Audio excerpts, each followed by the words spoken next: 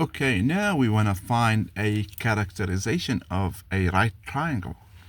So we assume that A is a right triangle, and we want to prove that sine of A is sine of B plus sine of C over cosine of B plus cosine of C.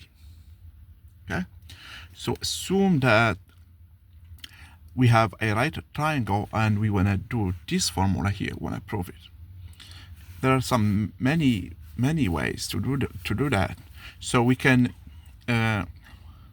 use the fact that in a right triangle we have only one angle that has measure pi over 2. So we can draw our triangle here.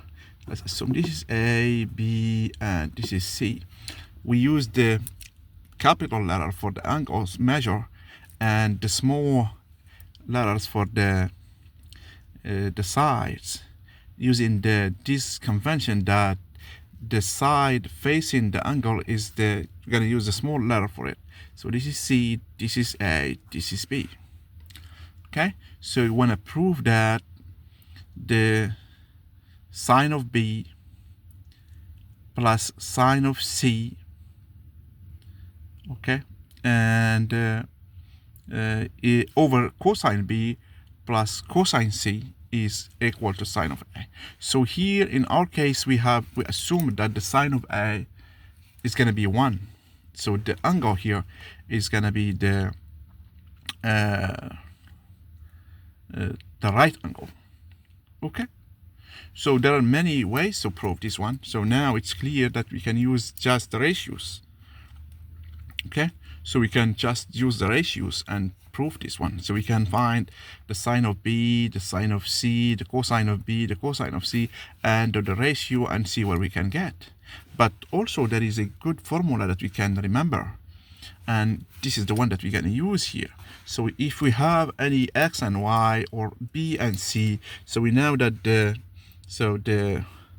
sine of b plus the sine of c is 2 sine b plus c over 2 times cosine of b minus c over 2. And the cosine of b plus cosine of c is just 2 cosine b plus c over 2 times cosine of b minus c over 2. Okay, you can stop here, prove this result, or use them to prove this one. Okay, or you can use the ratios.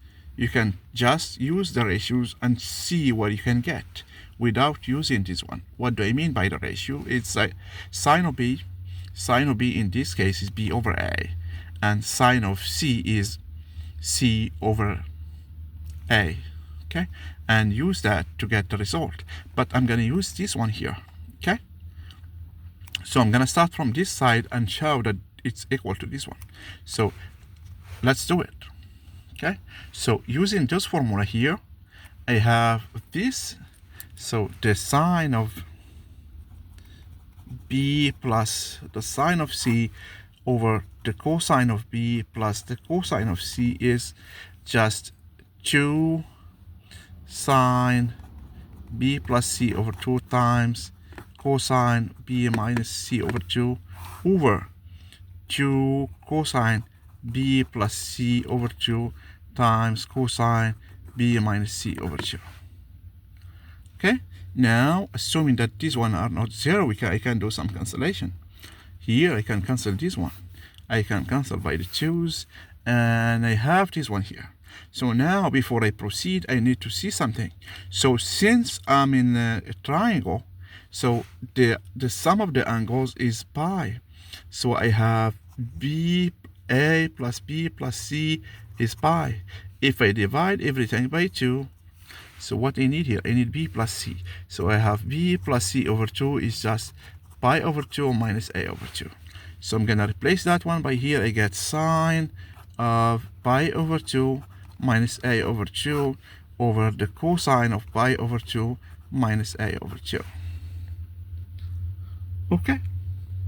but I'm gonna use one more fact. So since I'm assuming that this triangle has right angle on A, so A over 2 is pi over 4. So that means here I have the sine of pi over 2 minus pi over 4, which is pi over 4 over the cosine of pi over 4. And since the sine and the cosine of pi over 4 are equal, this is just 1.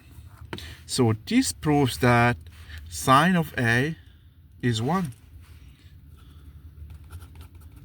That means that proves that A is the right angle. Okay, that means that the A is 90 pi over 2, as my assumption was. Okay, so this is a characterization of the right triangle. So if it's in A, so you can do the ratios. Okay, I think this is called the mirror formula. So this is when we try to bring back the image, but we're not going to do that here.